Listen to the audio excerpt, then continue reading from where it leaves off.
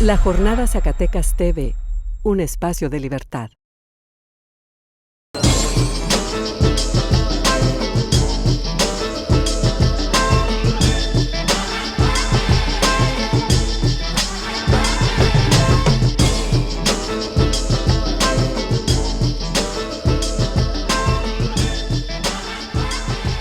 ¿Qué decir? Ya estamos a una semana del sismo. Ha habido ya muchas columnas, opiniones que han hablado muy bien de la solidaridad. Yo recomiendo, por ejemplo, una de Silva Herzog Márquez, que hizo una columna muy interesante el lunes, me parece, sobre que se asoma la nación, cómo la nación retomó el cuerpo a partir de esta catástrofe, y ese cuerpo que no es el de la generosidad, solidaridad, que digamos siempre ha estado ahí, sino que es volvernos a vernos como una comunidad, como iguales, circundados ante la muerte, ante la imposibilidad de hacer algo, pero unidos y protegiéndonos los unos a los otros. Es un texto que se me parece muy interesante. Empezaron a surgir también las pugnas entre la delegación de Tlalpan y el poder central de la jefatura de gobierno y hasta el gobierno federal, y hasta el gobierno federal, por las obras, que si estaban con los permisos suficientes, si estaban bien estructuradas. Hablamos de Nuño, por ejemplo, que dice escuelas al 100, y hay más de 10,000 escuelas con daños importantes. Entonces podemos seguir, digamos, todo el programa hablando de eso, pero qué destacar, digamos, a una semana del sismo. No, pues con lo que empezabas, ¿no? Creo que es fundamental ese cambio que se dio, si lo platicábamos la semana pasada. Antes, pues la actitud que se había tenido debido precisamente pues al clima de inseguridad que vive el país era de mirar siempre al que tienes al lado con miedo, con desconfianza, y en ese día, y lo que detonó ese día es abrir las puertas de tu casa, abrir las puertas de tu coche, subir a desconocidos, ayudar a desconocidos. Creo que esa faceta, que si bien dice siempre ha estado ahí, se detonó o salió nuevamente, que había estado oculta por el miedo, por la desconfianza entre los ciudadanos, por el clima de inseguridad, pues fue como una consecuencia inmediata del sismo, sí, del 19 de septiembre, pero recordar que también hubo uno el 7 de septiembre, ¿verdad? Con víctimas mortales igualmente, sobre todo en Oaxaca y Chiapas. Ese sería un punto a destacar, y otro para tener en cuenta, igual también incluso para, ojalá que no hubiera, ¿verdad?, pero casos futuros de catástrofes, que haya también ese centralismo, ¿no? O sea, sí hubo un sismo el 7 de septiembre en Oaxaca y Chiapas, pero pues no tuvo el mismo impacto incluso en la propia sociedad.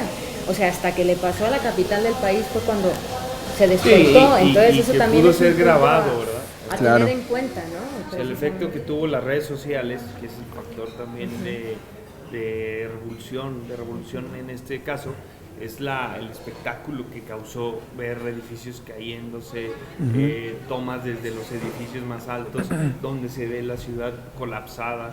Pues eso sin duda cala, ¿no?, en el ser humano, pero como dice Raquel, ¿no?, hay otro México que es Morelos, Chiapas, Oaxaca, que también pasan, que está destrozado, que está hay pueblos destrozado, ¿no? completamente Y que destrozados. decían, bueno, la Ciudad de México dice, ya no nos manden, necesitamos ahora que manden hacia Morelos. Y después viene también lo que la rapiña política, ¿no? Los desastres por lo regular pues, sacan lo mejor del ser humano, y al mismo tiempo lo peor.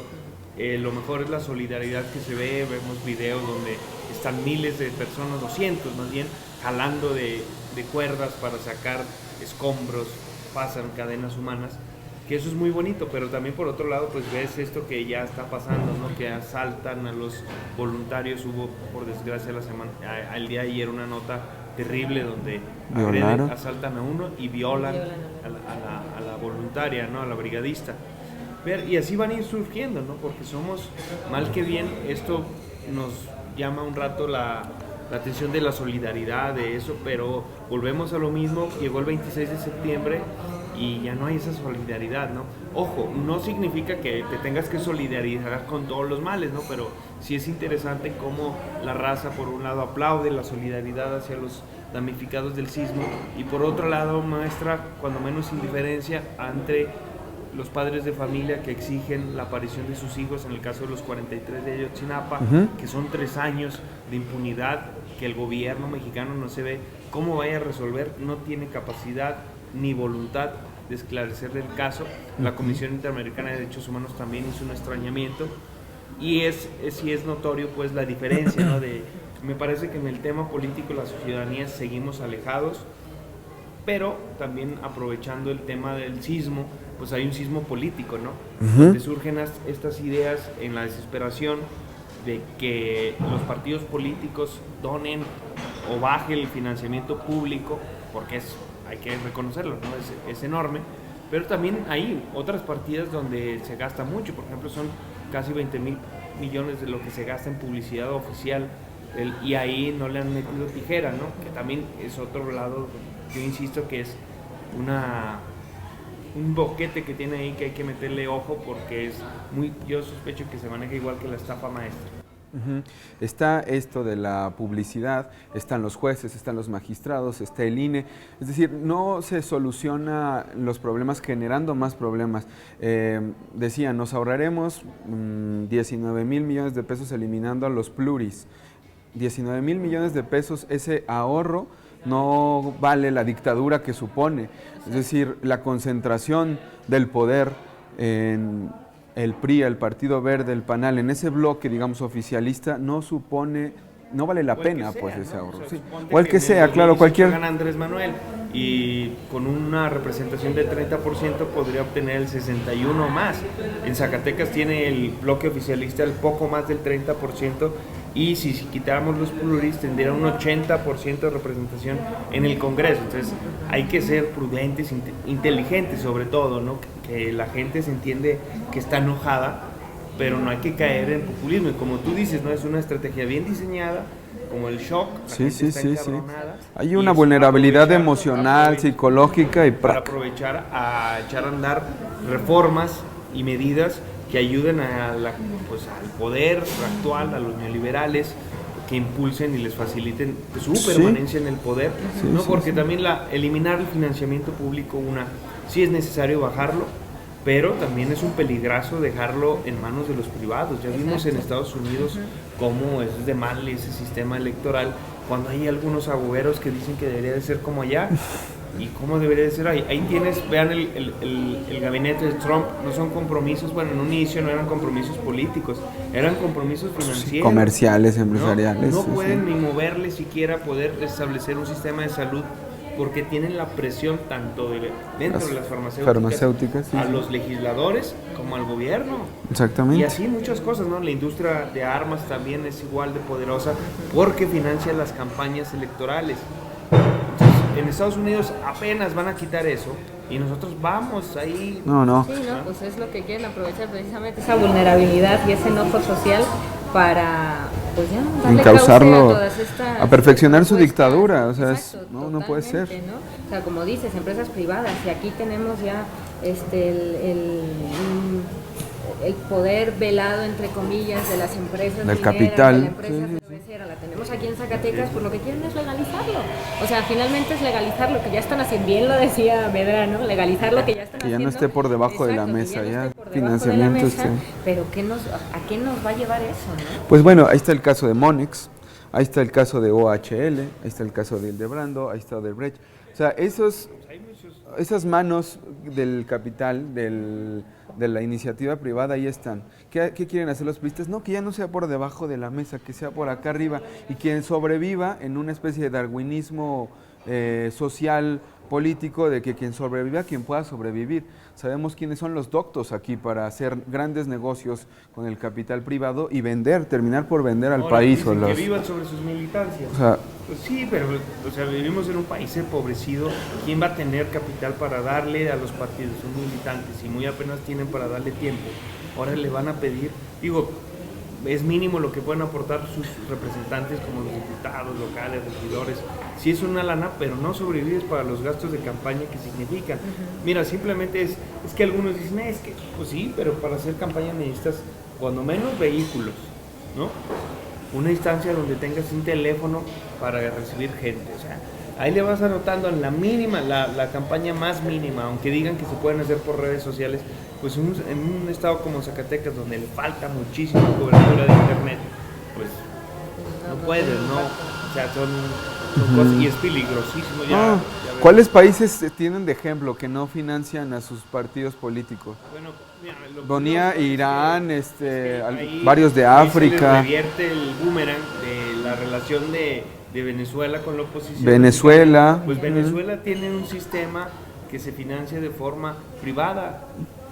O sea, ahí va la pelota. Que nos expliquen los priistas cuál es su modelo, ¿verdad? ¿Cuál es el modelo a seguir? Que están Venezuela, Irán, de estos países africanos que, vaya, no son ejemplares en cuanto a sus democracias. Es una cuestión de, pues, como África, ¿no?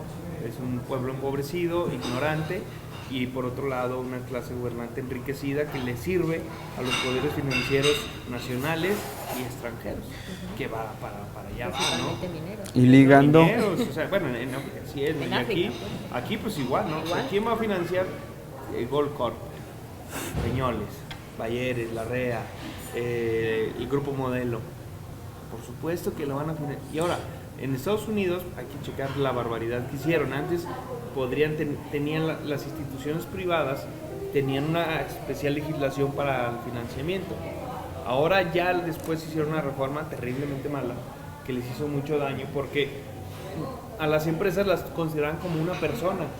Entonces creció el financiamiento y también el costo de las campañas a cosas demenciales, ¿no? Sí, es la plutocracia, pero no ahora, dejemos engañarnos. Nada más para que cuando les digan el caso de Estados Unidos Estados Unidos actualmente tiene un presidente que no ganó en la votación. Ganó en el sistema electoral, que está medio raro, pero quien obtuvo mayor número de votos es Hillary. O sea, para que en primera de ahí paremos que no podemos compararnos y no es deseable un sistema electoral como el norteamericano.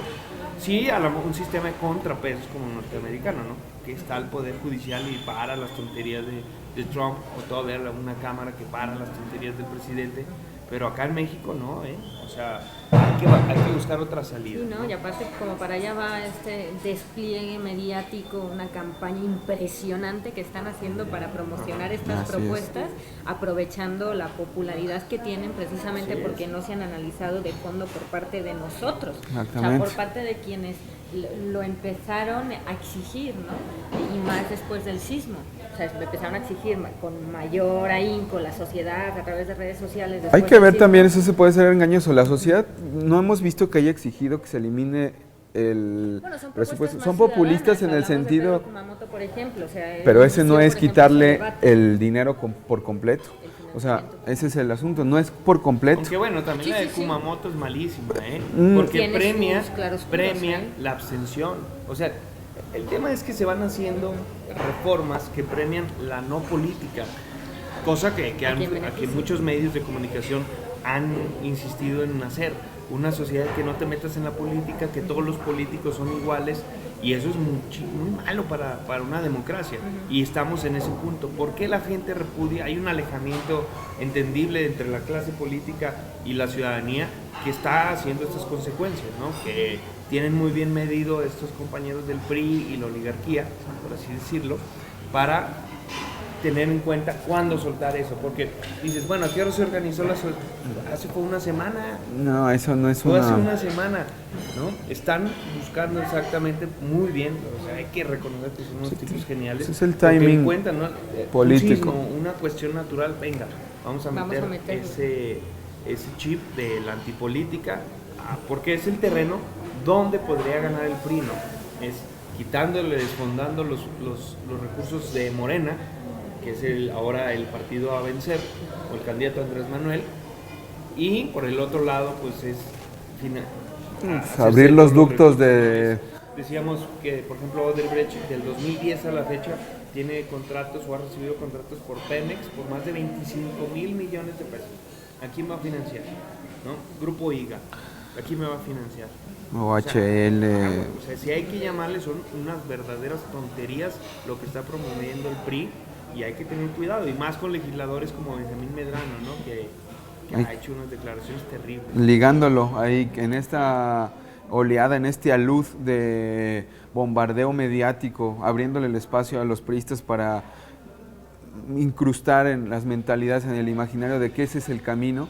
Ayer, ya lo decía al inicio del programa, de esta transmisión, que Benjamín Medrano, más que un desliz, tuvo una demostración de su racismo y de su, pues no sé, su forma de pensar discriminatoria a todas luces.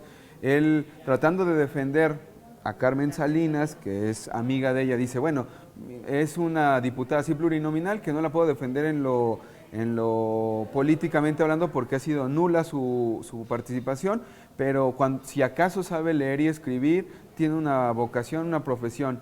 En cambio, yo he visto diputados indígenas de izquierda que no saben ni leer ni escribir, ni cómo defenderlos, no saben hacer nada, una cosa así, un exabrupto brutal, ¿no? Entonces, puedo decir, he visto diputados de la oposición que son de muy baja calidad, ¿no? O sea, no tenía que meter el ingrediente de indígena, porque dicen, pues ¿dónde está el racismo? Pues ahí, en ese comentario, ¿no? Precisamente en esa Indígena palabra. no sabe leer ni escribir. no sabe nada ni cómo defenderlos. ¿Para qué están ahí si no saben ni cuáles son sus derechos?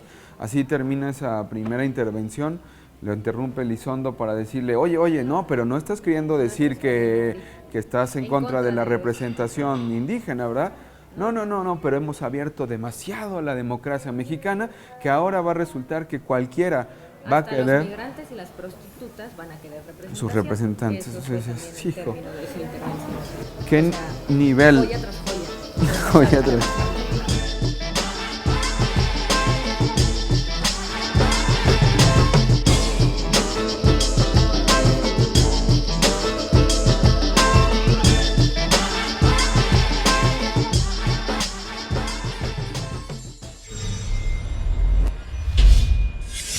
La Jornada Zacatecas TV, un espacio de libertad.